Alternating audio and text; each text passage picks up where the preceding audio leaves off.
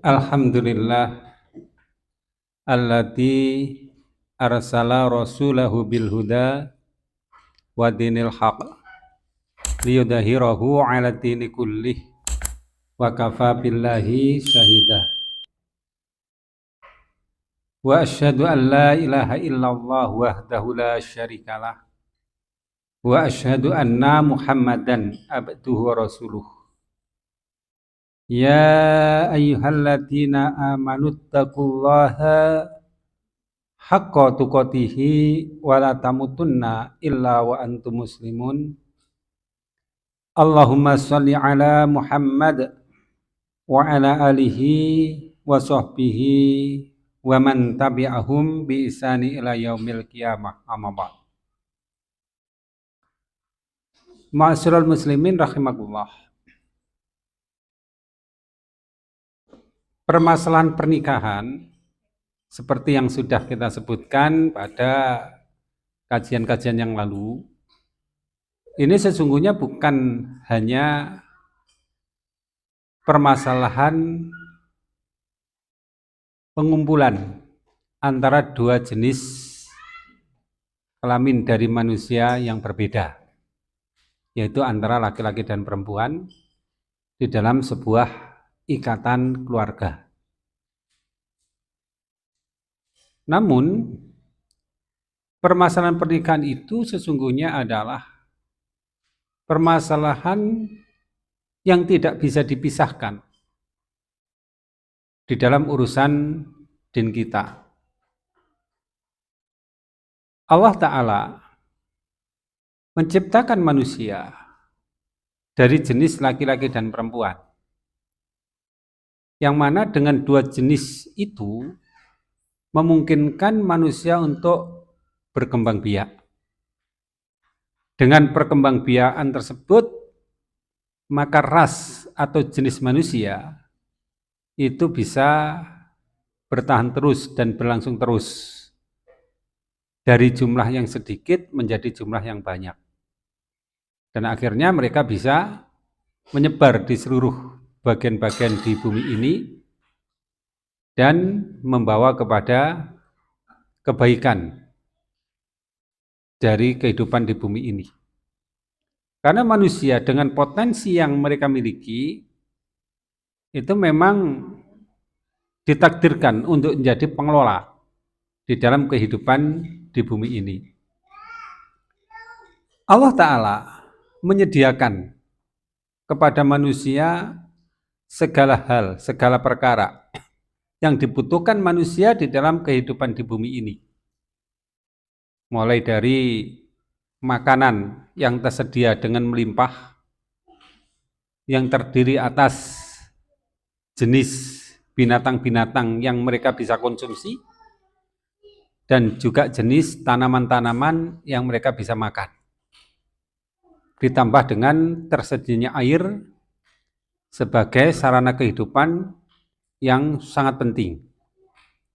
Maka dengan tersedianya sarana dan prasarana kehidupan tersebut, berkumpulnya manusia antara laki-laki dan perempuan itu akan menghasilkan keturunan dan mereka bisa memanfaatkan apa saja yang Allah telah ciptakan ya, di bumi tersebut.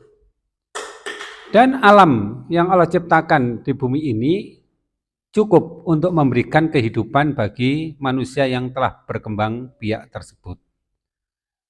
Dan manusia yang berkembang biak tersebut itu akan menjadi pengelola utama di dalam kehidupan di bumi tersebut. Dan ini adalah sebuah sunatullah, ketetapan Allah yang Allah telah tetapkan untuk kehidupan di bumi ini. Maka dalam rangka untuk menjamin terciptanya sebuah ikatan yang baik antara laki-laki dan perempuan di dalam sebuah ikatan keluarga, ditambah lagi dengan terlahirnya anak-anak yang baik juga, maka Allah Ta'ala mengajarkan sebuah proses agar keluarga bisa terbentuk dengan baik dan terlahir anak-anak pula yang baik pula. Maka disitulah institusi pernikahan menjadi sesuatu hal yang sangat penting dan menjadi bagian yang tidak terpisah di dalam din ini. Allah Ta'ala telah katakan,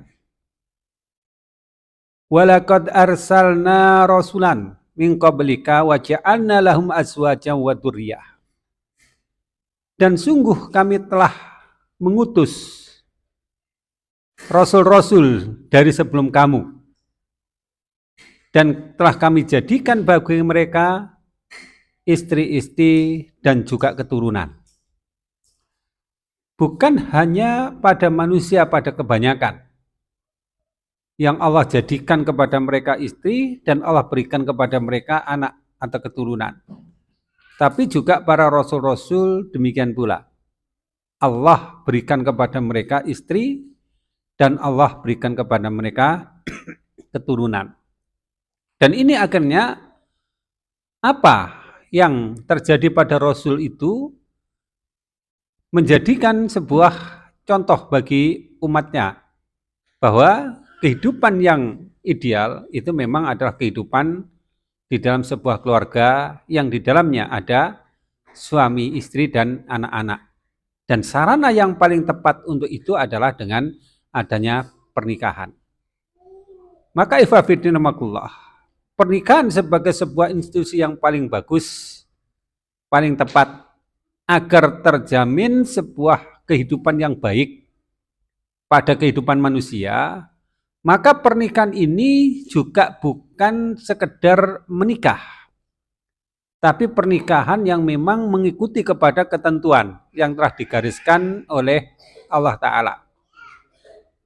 Kita melihat bahwa memang secara naluriah, manusia itu punya kecenderungan untuk berhubungan dengan lawan jenisnya. Dan untuk itu manusia memang tidak perlu diajari, karena secara naluriah pun akan terjadi demikian. Karena itu sebuah fitrah yang Allah tetapkan pada mereka. Namun jika naluri yang semacam ini tidak diatur, naluri semacam ini tidak dikendalikan, maka yang terjadi justru menyalurkan atau mengikuti naluri tersebut dengan cara yang salah. Maka jika penyaluran naluri itu terjadi dengan cara yang salah, maka yang terjadi bukanlah sebuah kebaikan, tapi kebaliknya sebuah kerusakan. Sebuah contoh jika penyaluran naluri tersebut bukan dengan pernikahan, tapi dengan adanya perzinaan, maka yang terjadi adalah kekacauan di dalam kehidupan manusia.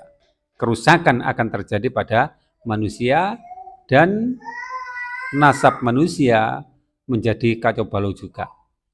Dan mungkin jika kita kaji tentang bagaimana akibat buruk dari sebuah perzinaan, maka kita akan melihat itu adalah sebuah perkara yang mengerikan.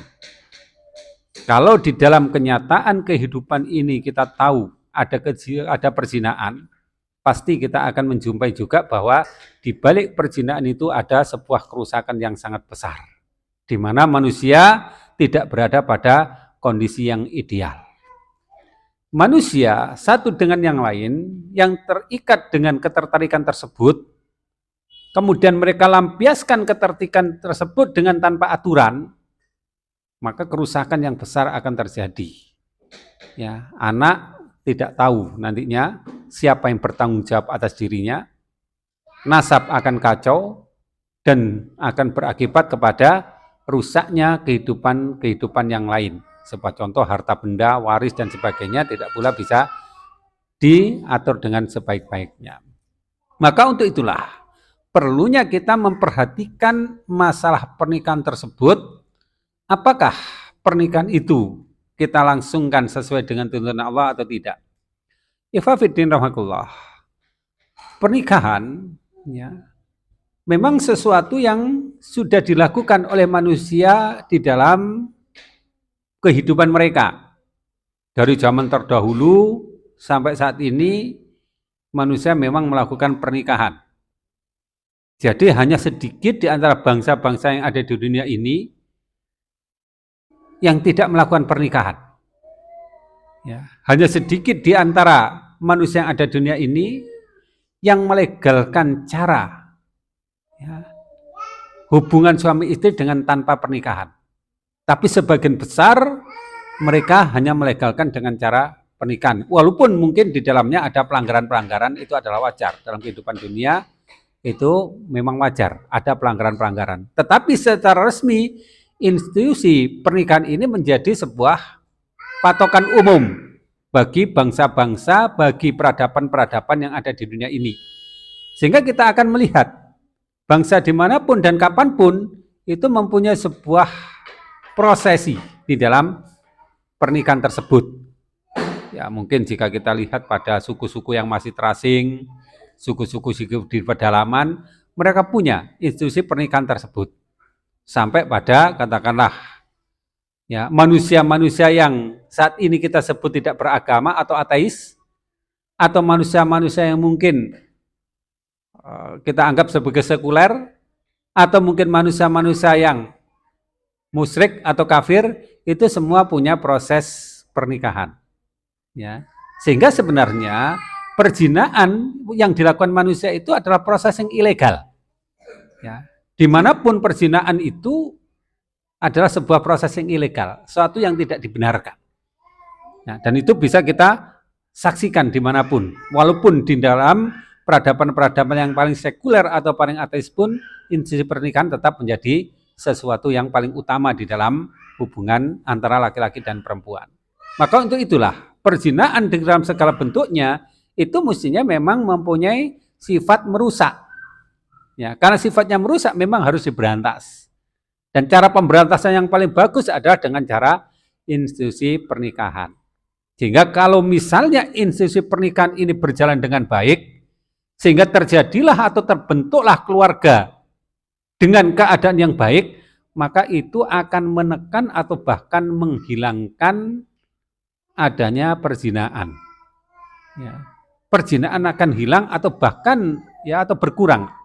Nah, setidak-tidaknya berkurang jika pernikahan itu bisa berjalan dengan baik. Karena salah satu di antara yang bisa kita jumpai di dalam pernikahan itu adalah bersatunya antara dua jenis kelamin yang berbeda, yang mana satu dengan yang lain itu mempunyai sifat saling membutuhkan. Maka jika proses saling membutuhkan itu terpenuhi antara satu dengan yang lain, maka kebutuhan itu yang terpenuhi itu akan menghasilkan ketenangan bagi kedua belah pihak. Pihak laki-laki akan mendapatkan ketenangan di dalam hidupnya, pihak perempuan juga akan mendapatkan ketenangan di dalam hidupnya. Pihak laki-laki yang mempunyai sifat melindungi akan bisa melindungi pihak perempuan yang mempunyai sifat lemah. Pihak perempuan yang punya sifat kasih sayang akan memberikan kasih sayang kepada pihak laki-laki. Jadi terjadilah hubungan yang baik. Ketika hubungan baik antara laki-laki dan perempuan itu berjalan dengan baik, dengan normal, maka akan sangat menekan atau bahkan menghilangkan terhadap fenomena perzinahan. Nah, maka disitulah kita harus menyempurnakan pernikahan ini dengan sesempurna-sempurnanya. Bukan hanya dalam proses pernikahannya, tetapi juga apa yang terjadi setelah pernikahan tersebut. Maka dengan demikian perzinahan itu akan kita hilangkan. Karena bagaimanapun juga perzinahan itu adalah perbuatan yang ilegal dilihat dari segala sisinya. Terus bagaimana kita bisa menyempurnakan ikatan pernikahan tersebut sehingga menghasilkan sesuatu yang biasa kita sebut sebagai keluarga yang mawaddah warahmah wasakinah. Keluarga yang mawaddah itu adalah keluarga yang mana hubungan antara suami dan istri dilakukan dengan penuh kasih sayang. Tidak saling mengungguli dan juga tidak saling melemahkan, tidak saling mendominasi, juga tidak saling tumpang tindih dalam peran, dalam tugas, dalam kewajiban, tetapi berjalan dengan rule of game yang benar. Maka disitulah Allah telah tetapkan hak-hak bagi suami dan hak-hak bagi istri. Dan sebaliknya Allah juga tetapkan kewajiban-kewajiban bagi suami dan kewajiban-kewajiban bagi istri. Maka hendaklah ini kita pahami dengan benar. Contoh, Allah katakan, ar-rijalu qawwamuna 'alan nisa. Laki-laki itu adalah pemimpin wanita. Maka jika di dalam keluarga itu pemimpinnya laki-laki dan dia bisa menjalankan tugas kepemimpinan itu dengan bagus, maka ibaratnya dia seorang nahkoda yang membawa kapal, penumpang dan barang-barang yang ada di dalam kapalnya. Maka pemimpin yang bagus itu akan bisa mengendalikan kapalnya tersebut. Walaupun kapalnya mengalami banyak goncangan. Ada badai yang sering datang. Ada ombak yang besar. Atau bahkan ada perompak-perompak yang juga menghantui terhadap perjalanan mereka. Tapi jika nahkoda itu nahkoda yang kuat, yang bertanggung jawab, yang menjadi pemimpin dari kapal tersebut, maka goncangan, rintangan, gangguan, dan macam-macam yang terjadi saat perjalanan di dalam kapal itu akan bisa diatasi. Maka nahkoda akan bisa membawa kapalnya menuju dermaga keselamatan. Tetapi jika nahkodanya tidak mampu memerankan diri sebagai pemimpin di dalam kapal tersebut, tidak mampu mengendalikan kapal tersebut di dalam menghadapi gelombang, menghadapi badai, menghadapi perompak, maka akan sangat kesulitan. Kapal itu mendapatkan atau penumpang kapal itu akan mendapatkan ketenangan ketika mereka berada di dalam kapal. Dan kemungkinan besarnya adalah mereka tidak akan pernah sampai di dermaga dengan selamat. Maka hendaklah di sini diperhatikan sungguh-sungguh bahwa seorang suami, seorang bapak di dalam keluarga itu adalah pemimpin. Maka pemimpinan ini akan bisa berjalan dengan efektif, dengan bagus jika bapak itu, suami itu benar-benar ditempatkan pada posisi sebagai pemimpin, menjalankan tugas kepemimpinan dengan baik, walaupun barangkali dia juga mendapatkan penentangan atau ujian dari pemilik atau dari penumpang kapal tersebut, mungkin dari istrinya, atau dari anak-anaknya, atau dari penghuni keluarga yang lain. Tadi Anda gambarkan, di dalam kehidupan keluarga, ya, ini satu contoh kasus, ya, adanya perselisihan antara suami dan istri, masalah pendidikan anak. Nah, tadi kita sampaikan ya contoh ini. Sang suami menginginkan anaknya masuk ke dalam pendidikan Islam, katakanlah di sebuah ma'had atau sebuah pondok. Tapi istri tidak menginginkan. Istri menginginkan anak masuk di dalam pendidikan umum. Ya. Apakah hal ini akan dimenangkan oleh suami atau tidak? Maka yang pertama, kita tidak berbicara tentang menang dan kalah. Karena pada dasarnya antara suami dan istri itu bukan hubungan pertentangan, bukan hubungan permusuhan yang menghendaki satu menang dan satu kalah. Tetapi di dalam hal ini, kedua hal tersebut hubungannya adalah agar mereka bisa selamat di dalam perjalanan tersebut sampai pada dermaga dengan selamat pula, menimbulkan ketenangan di dalam keduanya. Maka cara yang paling tepat dalam menyelesaikan masalah ini dimusyawarahkan dulu antara suami dan istri. Apakah anak akan dipondokkan di ma'had ataukah anak yang disekolahkan di sekolah umum? Nah, cara yang ditempuh mestinya adalah dengan cara musyawarah. Dan musyawarah itu adalah sesuatu cara kita bertukar pikiran, kita beradu hujah, kita beradu dalil. Mana yang lebih tepat? Ya, menurut Allah dan Rasulnya. Dan patokannya itu tentu adalah Allah dan Rasulnya. Kemudian jika kedua-duanya mempunyai alasan yang kuat menurut Al-Quran dan Sunnah, maka dicarilah alasan-alasan yang lain. Sehingga nanti akan dijumpai kekuatan hujah ada di mana. Apakah pada suami ataukah pada istri. Dan untuk bisa bermusyawarah antara dua belah pihak ini, memang dibutuhkan komunikasi yang bagus. Komunikasi antara suami istri yang bagus.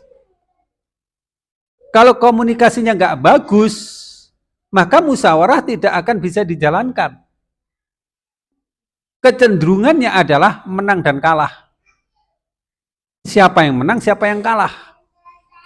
Nah, ini contoh persepsi yang salah di dalam sebuah lingkup keluarga. Maka kadang-kadang kita mendengar istilah-istilah umum. Ada istilah yang disebut dengan suami takut istri. Pernah dengar? Bahkan ada komunitasnya itu. Apa? Nah, ada komunitasnya. Suami-suami takut istri. Nah, ada yang semacam itu. Ya. Nah, seakan-akan hubungan antara suami dan istri ada hubungan saling mengalahkan. Ya. Kenapa tidak terjalinnya komunikasi yang baik? Ya. Tidak terjadinya komunikasi yang baik antara kedua-duanya. Maka akhirnya sifatnya adalah sifat saling mengalahkan. Dan ketika bisa mengalahkan lawannya, suami bisa mengalahkan istrinya atau istri bisa mengalahkan suaminya, seakan-akan yang dijumpai adalah kepuasan. Ya. Seakan-akan puas bisa mengalahkan lawannya tersebut. Bukan ini keadaan yang diinginkan di dalam keluarga tersebut. Maka harus direvisi kembali. Dikonsep kembali keluarga-keluarga yang ada tersebut. Yaitu disesuaikanlah dengan konsep yang sungguhnya di dalam sebuah pernikahan tersebut. Jika di dalam kehidupan jahiliyah dulu, wanita memang tidak diberi hak di dalam pengambilan keputusan, di dalam kehidupan yang lebih luas. Karena wanita biasa dianggap sebagai minor, ya, tidak punya peran.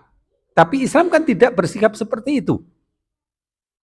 Bukan di dalam rangka untuk dikalahkan dan juga bukan di dalam rangka untuk berkuasa, mengalahkan.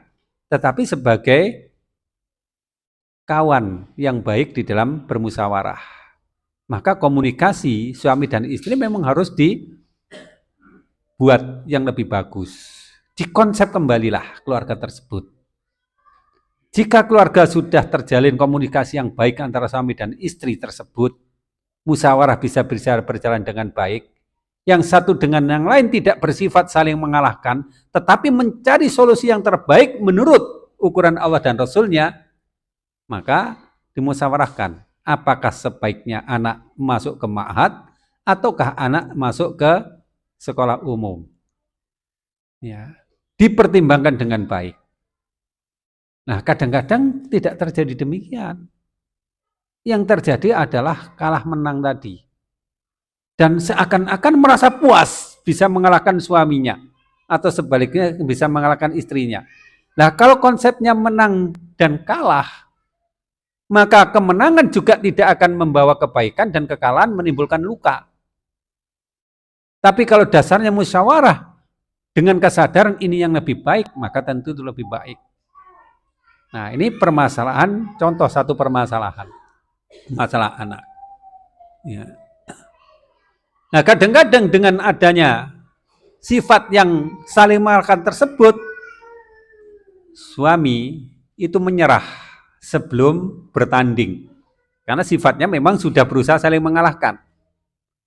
Sehingga kadang-kadang suami mengatakan daripada ribut, ya, daripada bertengkar, wis terserah gitu. Hatinya nggak terima, tetapi nggak mampu untuk berbuat. Ini contoh kesalahan kita di dalam mengelola sebuah keluarga. Nahkoda ditempatkan sebagai pemimpin. Ya. Sehingga ketika misalnya musyawarah itu dalam keadaan deadlock, ya, tidak tercapai keputusan, ya diserahkan. Jika tidak ada keputusan, maka keputusan saya serahkan kepada ayah misalnya. Saya serahkan kepada bapak misalnya. Karena ujung-ujungnya pengambil keputusannya adalah qawam tersebut, yaitu bapak. Nah, itu contoh dari sebuah permasalahan keluarga. Ya, hak seorang bapak, hak seorang ayah itu adalah sebagai qawam. Kemudian Allah juga katakan, wa ashiruhunna bil ma'ruf. Dan pergaulah mereka itu dengan cara yang baik. Siapa itu? Para suami hendaklah mempergauli istri dengan cara yang baik. Yang mana pergaulan dengan cara yang baik itu? Ya di dalam segala halnya. Secara tutur kata juga baik, secara perbuatan juga baik. Pemberian nafkah juga dengan cara baik, dan semuanya dilakukan dengan cara baik.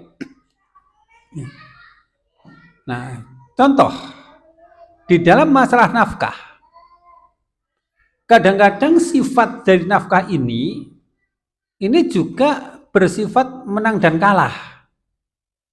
Seakan-akan ya, kedua-duanya mempunyai sifat ingin menguasai. Padahal sesungguhnya pemberian nafkah ini adalah pemberian dari suami kepada istrinya. Yang mana memberi ini kan pada dasarnya tergantung dari siapa yang memberi.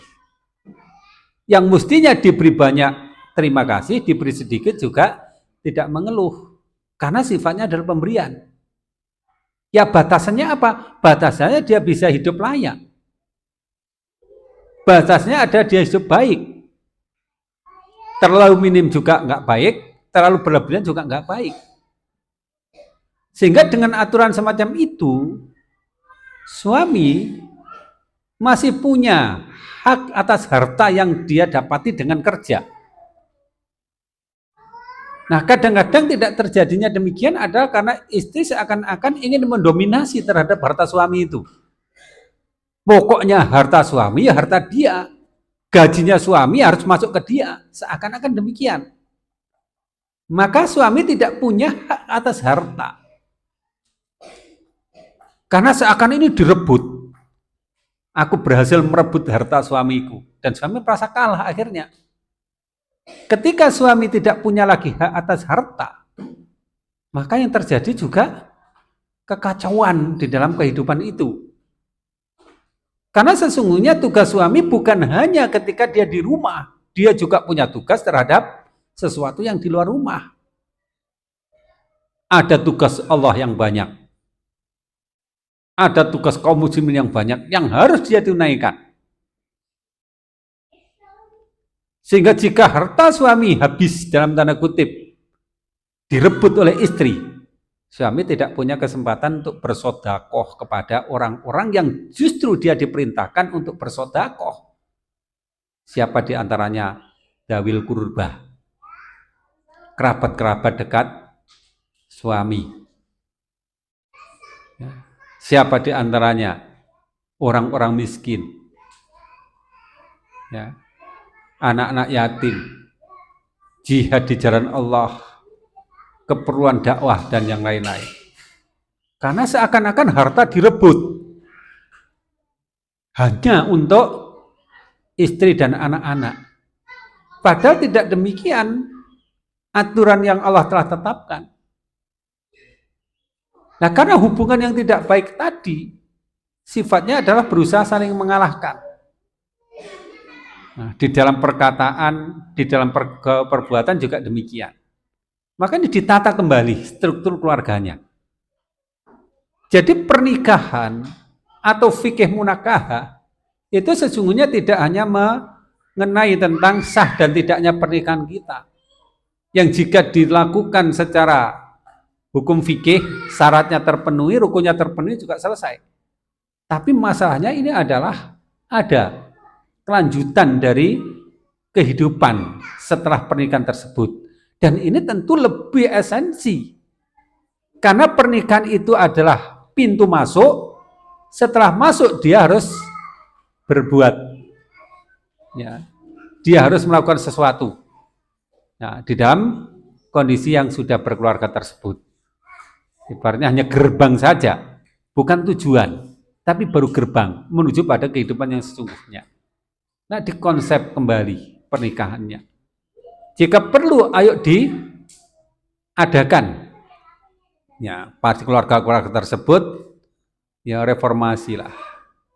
Ya, pembenahan dari hal-hal yang paling dasar dalam kehidupan keluarga itu sampai pada teknis-teknis.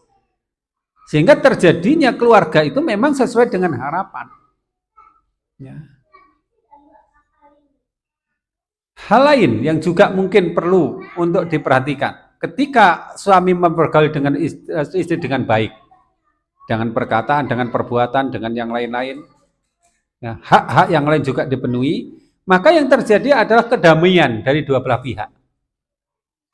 Suami merasa damai ketika bersama dengan keluarga, istri juga bisa merasa damai ketika berkumpul bersama keluarga. Sehingga kesempatan berbuat maksiat di luar sudah nggak ada. Tercukupilah kedamaian itu di dalam keluarga. Ya. Mungkin kita bisa menjumpai beberapa peristiwa yang disebut dengan perceraian, keretakan rumah tangga, atau macam-macam istilah yang lain. Ya memang kadang-kadang perjalanan itu tidak berjalan mulus. Kadang-kadang perjalanan itu mendapatkan gangguan, mendapatkan tantangan, mendapatkan rintangan, itu wajar. Dimanapun juga akan terjadi demikian. Nah, kerjasama di antara suami dan istri untuk bisa menyelesaikan segala hal yang bersifat gangguan, rintangan, hambatan, penjagalan di dalam keluarga itu harus benar-benar terjadi. Selamatkan keluarganya, bukan hanya menyelamatkan institusi pernikahan agar tidak terjadi perceraian, tapi membuat ini menjadi sesuatu yang indah. Perjuangan menjadi indah, kehidupan menjadi indah. Dan ini sebenarnya tidak ada hubungan dengan tercukupinya kebutuhan secara layak dalam arti material. Kita melihat sahabat-sahabat Nabi SAW tidak semuanya kaya. Bahkan Nabi SAW juga tidak memberi istrinya dengan pemberian yang berkecukupan. Bahkan barangkali pada waktu-waktu yang diberikan kepada Nabi kepada istri-istrinya ya tidak banyak. Tetapi bagaimana keluarga ini bisa berjalan dengan baik? Walaupun pernah juga terjadi goncangan sehingga beliau sempat menceraikan pada istri-istri beliau. Pernah terjadi ya protes dari istri beliau. Pernah terjadi beliau menjauhkan diri dari istri beliau. Itu hal-hal yang memang bisa terjadi pada keluarga apa saja. Keluarga siapa saja bisa terjadi. Nggak akan mungkin keluarga ini akan bisa berjalan mulus sebagaimana kapal, tidak mungkin bisa berjalan dengan lancar sehingga dermaga tanpa ada gangguan. Nah, kesungguh-sungguhan kita untuk menyelesaikan semua permasalahan yang ada dalam keluarga secara bersama-sama didasari oleh semangat mawaddah, kasih sayang antara suami dan istri tersebut. Jika kasih sayang antara suami dan istri itu bisa berjalan dengan baik, maka rahmah pun juga akan bisa berjalan dengan baik. Bagaimana rahmah bisa berjalan dengan baik? Hubungan anak dengan orang tua bisa berjalan dengan baik. Ya. Walaupun ya memang di dalam kenyataan tidak mesti demikian. Dengan kata lain bahwa kemungkinan adanya penyimpangan dalam hal itu memang terjadi dan itu sifat manusia, tidak bisa dihilangkan. Kalau tidak kita mengalaminya, mungkin orang lain mengalaminya.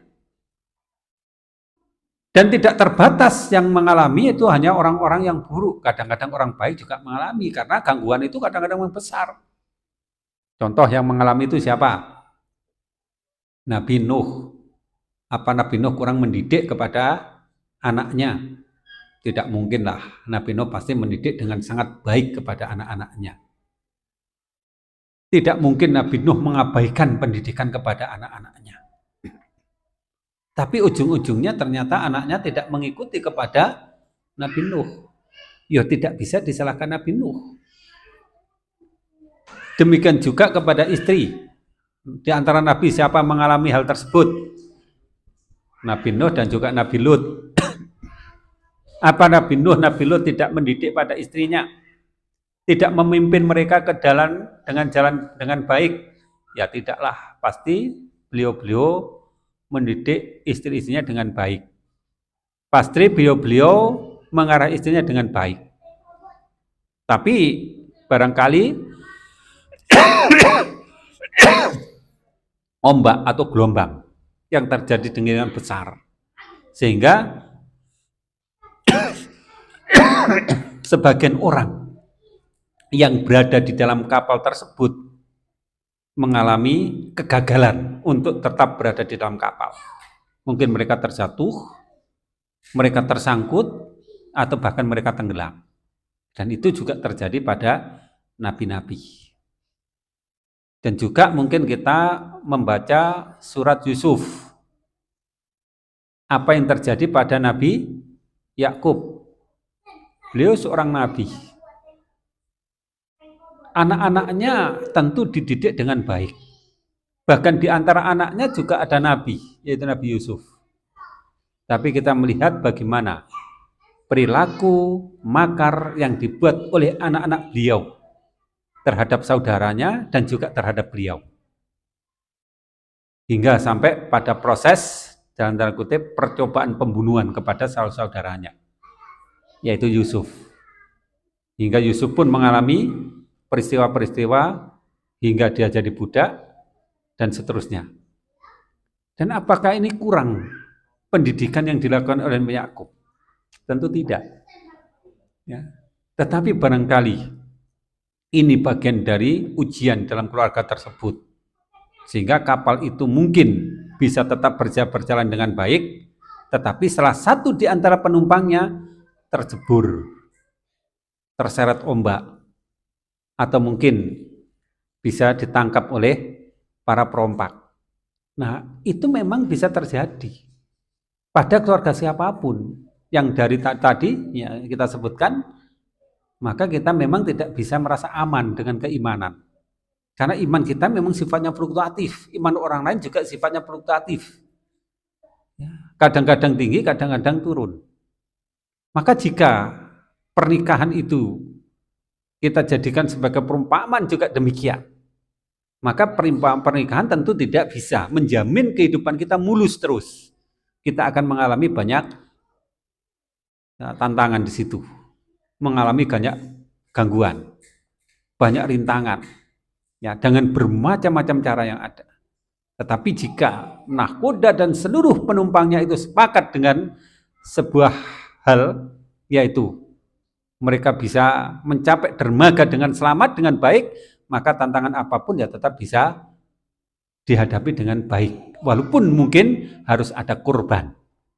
Ya, mungkin ada yang korban istrinya, korban anaknya, dan macam-macam. Tapi sang nahkoda bisa tetap menjalankan kapalnya dengan baik hingga selamat sampai di dermaga. Nah, jadi itulah ada mawaddah, terjalinnya kasih sayang yang baik antara suami dan istri. Kemudian ada ar-rahmah, terjalinnya kasih sayang baik antara orang tua dan anak-anak, dan akhirnya menyebabkan sakinah, yaitu keluarga yang tenang. Dan itulah sebenarnya bukan sekedar proses kita berkumpul bukan proses berkumpulnya laki-laki dan perempuan di dalam sebuah ikatan keluarga, tetapi ada perjalanan jauh yang harus kita lakukan setelah terjadinya proses tersebut. Maka bagaimana sekarang kita membuat proses itu menjadi proses yang benar. Ya, ibaratnya jika kita mau menjadi seorang nahkoda yang bisa mengantarkan keluarga kita ke dermaga tersebut, ya kita harus membuat kapal yang bagus. Kita membuat kapal yang kuat. kita membuat kapal yang memang bisa dijamin bisa mengatasi kendala-kendala atau hambatan-hambatan yang ada. Jangan sekedar membangun kapal yang kualitasnya, kekuatannya, dan macam-macamnya tidak standar. Dan standar yang baik tentu standar Islam. Maka dimulai dari pemilihan bahan. Ya, pemilihan bahan dipilih dari bahan-bahan yang baik. Jangan asal bahan. Milih kayu-kayu untuk membuat kapal, ternyata kayu randu barangkali. Ya mungkin akan lapuh di dalam waktu yang sangat singkat. Dicari kayu yang bagus, bahan-bahan yang bagus, yang diperkirakan memang ini kuat, berdasarkan pada ya tentu pengalaman orang-orang terdahulu. Maka Rasulullah SAW juga menganjurkan memilih bahan yang bagus untuk membuat rumah tangga tersebut menjadi baik. Apa bahan-bahannya? Ya tentu bahan yang paling utama adalah ilmu, pengetahuan kita terhadap kapal tersebut. Bagaimana ilmu tentang kapal bisa kita ketahui? Ya kita pelajari dari fikih-fikih munakahah yang ada. Ilmunya kita kuasai. Ini adalah ilmu tentang pembuatan kapal dan juga perjalanan kapal menuju pada titik tujuan. Ya. Dan di dalam ilmu tersebut digambarkan banyaknya kendala-kendala, banyaknya hambatan-hambatan yang mungkin bisa terjadi pada perjalanan tersebut. Misalnya ada kasus nusus, ya, pembangkangan istri pada suaminya, misalnya ada kasus perceraian, ya, atau mungkin ada kasus lain perselingkuhan dan macam-macam. Nah ini ada panduan dari ilmunya, harus dipelajari oleh orang yang hendak melakukan perjalanan tersebut. Nah kadang-kadang yang terjadi adalah orang menikah tidak dibekali dengan ilmu apapun. Satu-satunya ilmu yang mereka ketahui adalah saling mencintai. Dan seakan-akan saling mencintai ini bisa mengatasi semua masalah yang ada di dalam keluarga. Mereka tidak sadar bahwa cinta dengan benci itu adalah salah satu yang selalu berjalan bersama-sama. Tapi sifatnya berbalikan. Tidak bisa dipisah. Jika cinta muncul, barangkali benci hilang. Tapi sebaliknya, cinta hilang, benci muncul. Dan itu terus seperti itu. Ya. Tidak selalu cinta itu akan tetap langgeng. Berjalan berbalikan terus dengan benci. Maka dalam kehidupan manusia pun yang harus kita sadari demikian. Jika pernikahan itu dasarnya adalah semata-mata karena saling cinta, kita harus sadari bahwa cinta tidak bersifat langgeng. Mungkin sekarang cinta, nanti benci. Mungkin sekarang benci, nanti cinta. Akan terus seperti itu. Sehingga sangat membahayakan terhadap perjalanan yang akan ditempuh oleh dua orang tersebut. Lagi pula jika kita koreksi, cinta atas dasar apa? Cinta atas dasar rasa senang semata-mata, atau cinta karena dasar sesuatu yang lain? Ya. Dan kalau laki-laki dan perempuan tertarik, sementara belum terikat dengan hubungan pernikahan, maka kebanyakan cinta yang mereka katakan cinta sejati, itu adalah cinta karena nafsu. Kebanyakan demikian. Karena apa? Dorongan melakukannya adalah dorongan nafsu belaka. Dan ujung-ujungnya nanti adalah ya nafsu syahwat. Dan ini wajar dan manusia tidak perlu mengingkari hal tersebut. Karena itu sesuatu yang memang Allah sudah tetapkan. Nggak perlu dibikin sebuah teori, nggak perlu dibikin sebuah narasi atau apapun namanya yang sifatnya menafikan terhadap hal tersebut. Ya. Nggak bisa itu dinafikan, bahwa ujung-ujungnya nanti akan terjadi demikian. Yaitu adalah terlampiaskannya nafsu syahwat.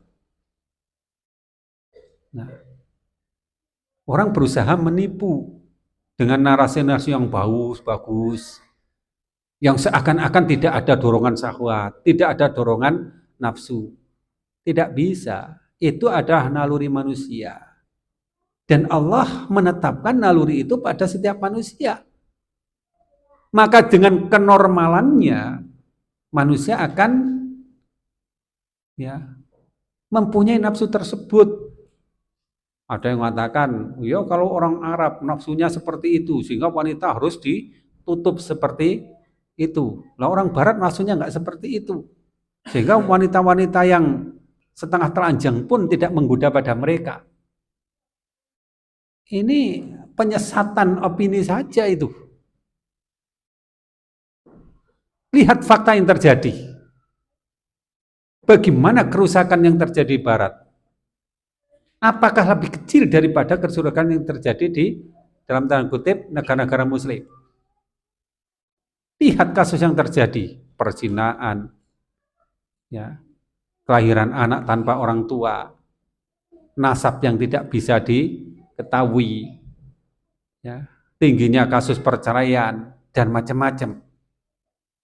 Lebih banyak terjadi pada negara-negara yang tidak punya pedoman yang baik tentang hubungan laki-laki dan perempuan tersebut. Maka nggak perlu manusia itu menipu diri. Karena ini sesuatu yang memang ada pada diri manusia, ketertarikan kepada lawan jenis. Jadi ilmu itu bukan ilmu percintaan yang memang jika dilakukan akan menjadi lagu yang indah.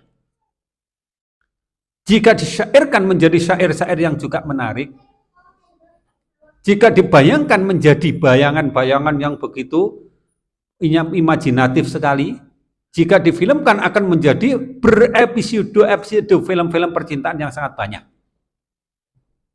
Dan ini yang terjadi pada manusia. Jadi pentingkan dulu bagaimana ilmu tentang pernikahan tersebut.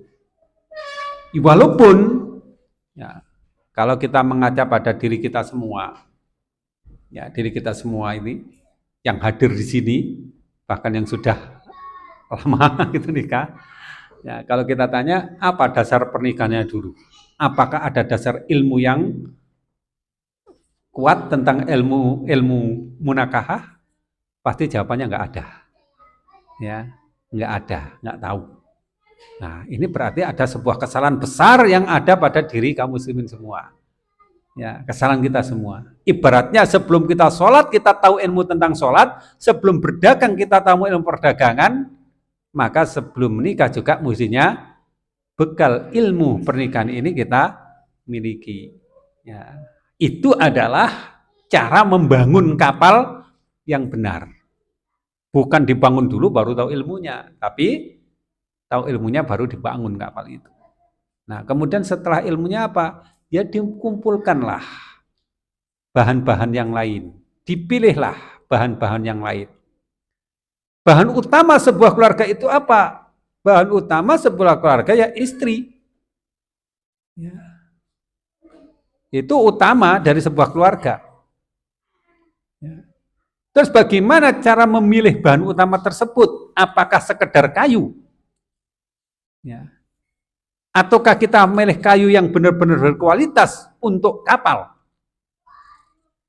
Ya tentu kita akan memilih kayu yang benar-benar berkualitas. Di mana gambaran kayu yang berkualitas itu disebutkan oleh Rasulullah SAW.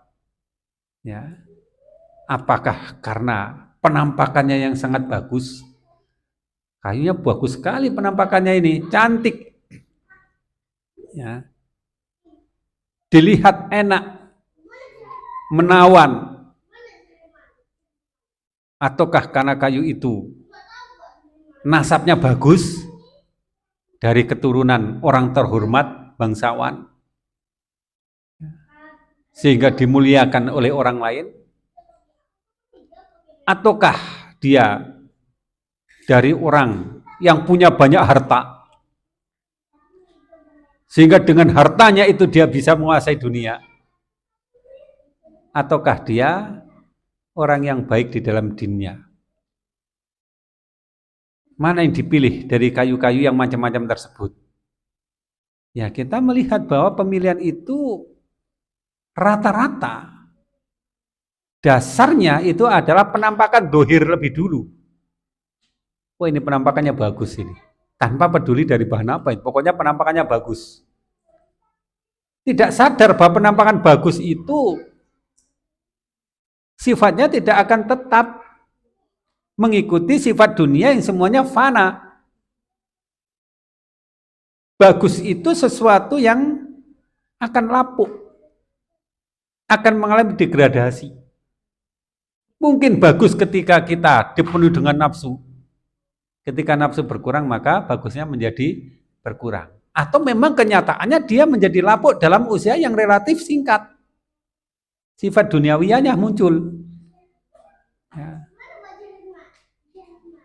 Nah, apakah itu yang akan baik untuk menjadi bahan utama dalam kapal kita? Ya tentu tidak. Ya, kita pilih yang lebih bagus, yaitu berdasarkan pada dinnya. Itu kata Rasulullah SAW, dan jika kita yakin kepada apa yang beliau katakan, itulah sebenarnya iman kita. Ya, dipilih karena dinnya. Ya, din yang menjadi dasar. Din yang menjadi pertimbangan utama. Nah, setelah din dapat, maka kita mencari kriteria-kriteria yang lain. Ini dinnya sama, tapi pilih yang ya penampilannya bagus, yang punya kriteria-kriteria yang lain enggak ada masalah, tetapi patokan utama sudah kita dapat. Ya, maka setelah bahan itu didapatkan, maka dirakitlah semua bahan itu sehingga menjadi kapal yang bagus. Ya, sebagai kapal yang kuat, kapal yang akan mampu melakukan perjalanan yang panjang nantinya. Nah, maka itulah sebuah konsep di dalam pernikahan tersebut sehingga kita bisa berusaha untuk mewujudkannya. Nah, bagi kita yang mungkin sudah berlangsung pernikahan di dalam sekian lama dan ibaratnya asam garamnya sudah kita rasakan, pahit getirnya sudah kita rasakan, maka hendaklah itu menjadi pelajaran-pelajaran bagi kita. Dan apalagi kita bisa mengkonsep kembali, ya kita bisa merevisi kembali. Barangkali di dalam perjalanan kita ini ada suatu kesalahan atau suatu kekurangan, maka keinginan untuk memperbaiki diri itu diwujudkan dalam bentuk islah, perbaikan, bukan membongkar kapal itu hingga menjadi rusak atau berantakan, tetapi memperbaiki kapal tersebut sehingga masih bisa digunakan untuk sampai pada tujuan, yaitu dermaga yang penuh dengan mardhatillah, keridhaan Allah. Baik.